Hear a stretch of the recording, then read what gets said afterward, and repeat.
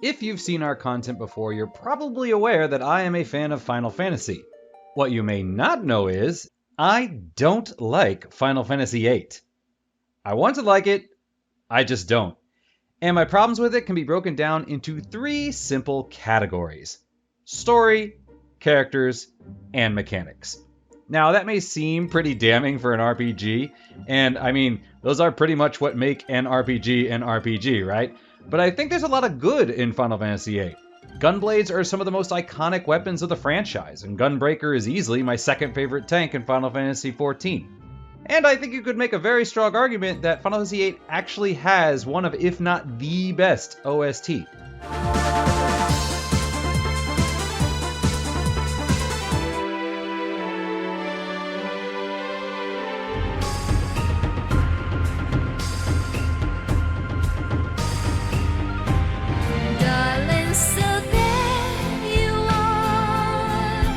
So I really want to like Final Fantasy VIII, I just don't, and I think a remake could bring me back on board.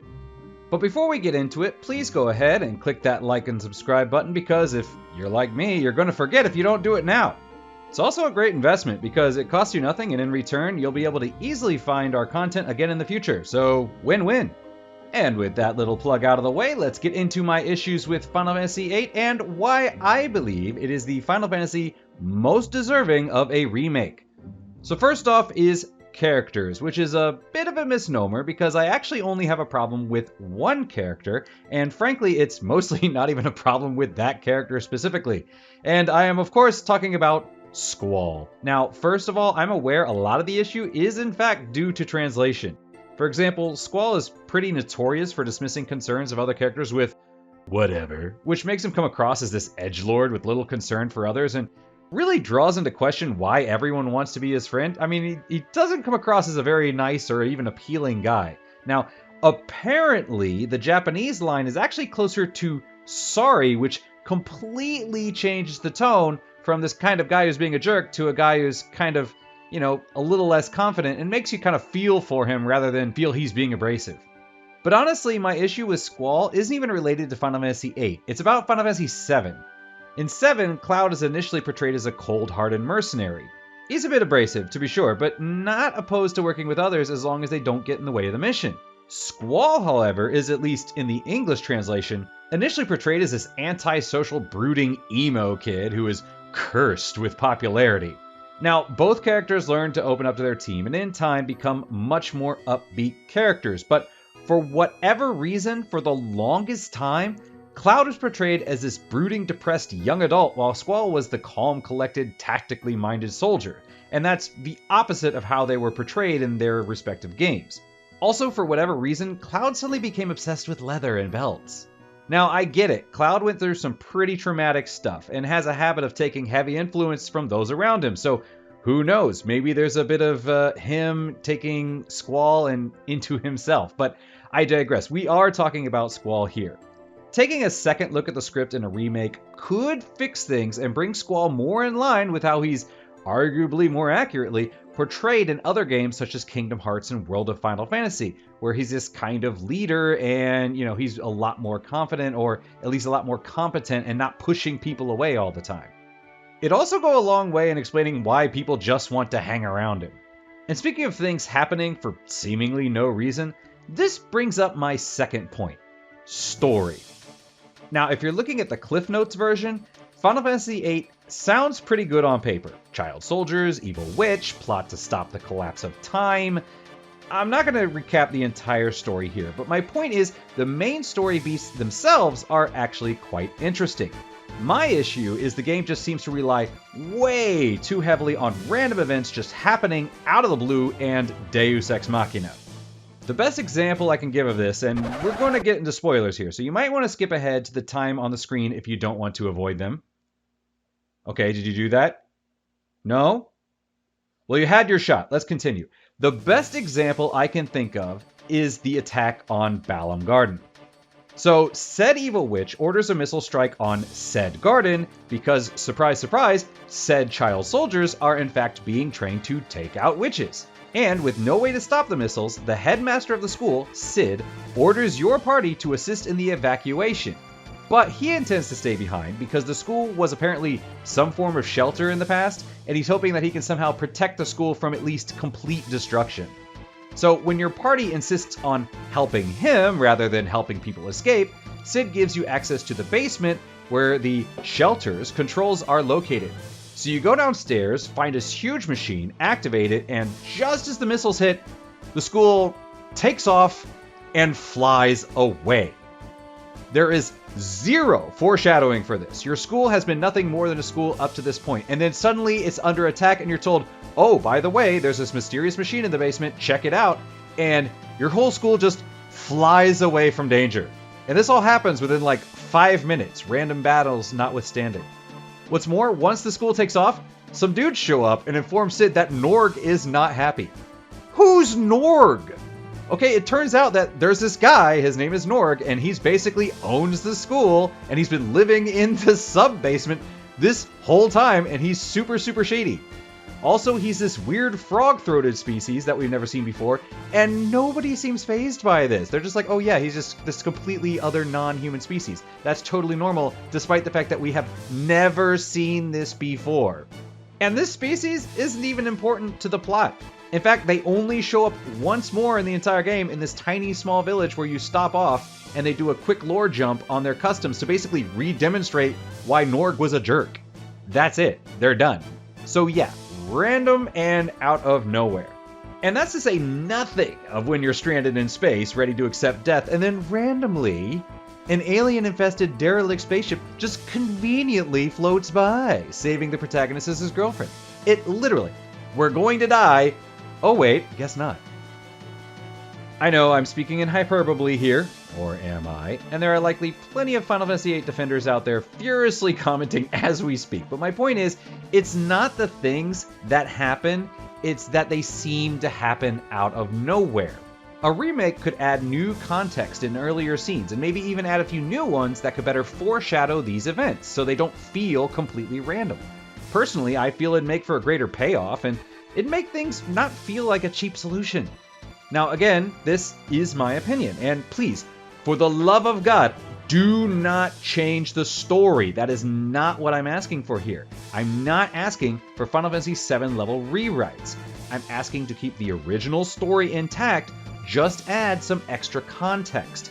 A good example of what I'm talking about here would be the Jessie chapter in Final Fantasy VII Remake. We get a new background on Jessie, we get to see Biggs and Wedge's personality really shine, and we get some extra context on Avalanche and why Barrett broke off from the main organization. That's beautiful. That's exactly what I want. I just want more context. And this brings us to my final reason for wanting a remake of Final Fantasy VIII. And honestly, if you thought the last segment was controversial, pucker your sphincters. Mechanics.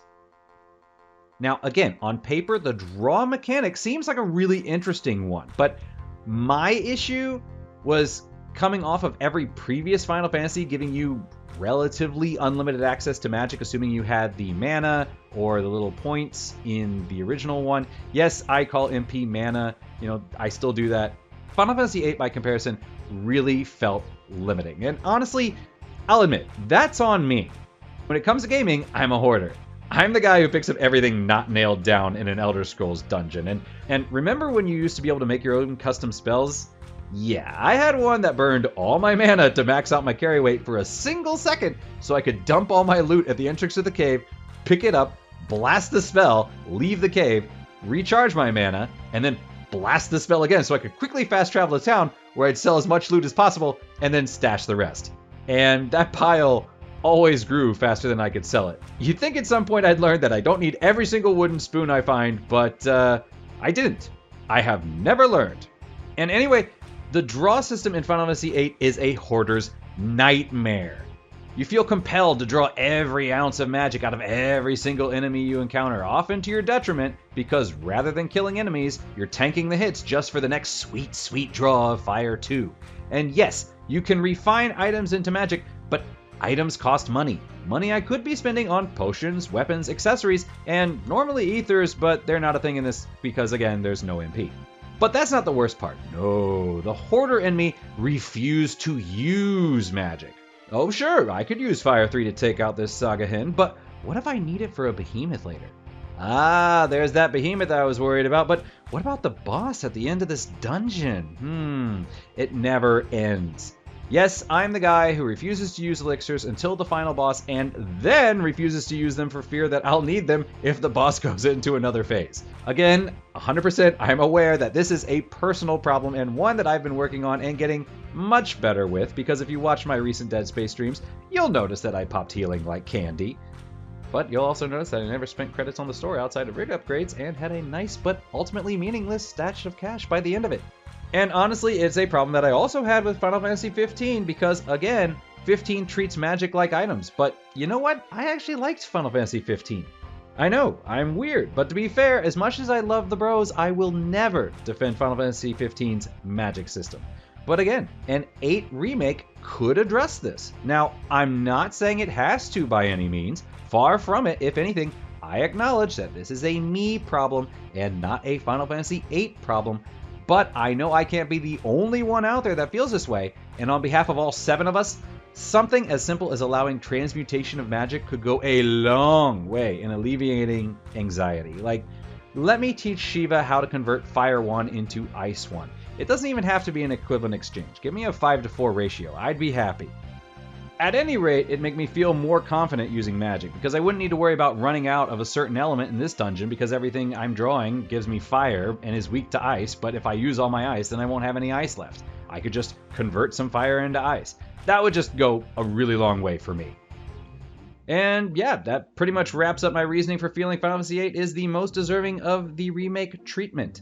Again, to reiterate, there's plenty of things I do like about Final Fantasy VIII. I honestly enjoy the character designs. You know, we get just a hint of belt punk without going full Lulu.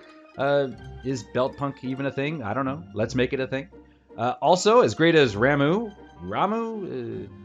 as great as the Lord of Levin is, 𝙃𝙧𝙧𝙧 is legitimately awesome and got me going down a whole rabbit hole of Aztec mythology that my otherwise young self would not have ever looked into. Also, as a side note, if anyone ever asks me what my favorite dinosaur is, I'll give you 2 answers. Informally, 𝙃𝙧𝙧𝙧, which is the largest living flying thing ever, but is technically not a dinosaur. So formally, it's Pachycephalosaurus. Random factoid, I know, but thank you, Final Fantasy VIII, for familiarizing me with my informally favorite dinosaur.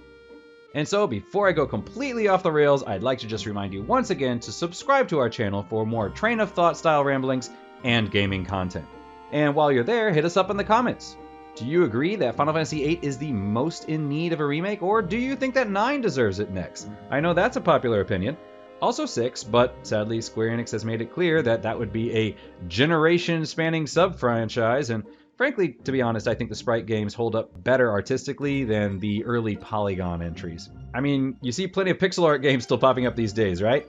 Not so many box bodies. Although I guess demakes are technically a thing, so who knows, maybe it'll catch on. So yeah, if you think another Final Fantasy game deserves the remake or needs the remake more than 8, go ahead and tell us what it is and tell us why. Change my mind, as they say. Although I'm not saying it is a smug challenge, I'm actually open to changing my mind. And with that, thanks for coming. Hope you enjoyed the show. Make sure to check out Triple Triad. Hope to see you again soon.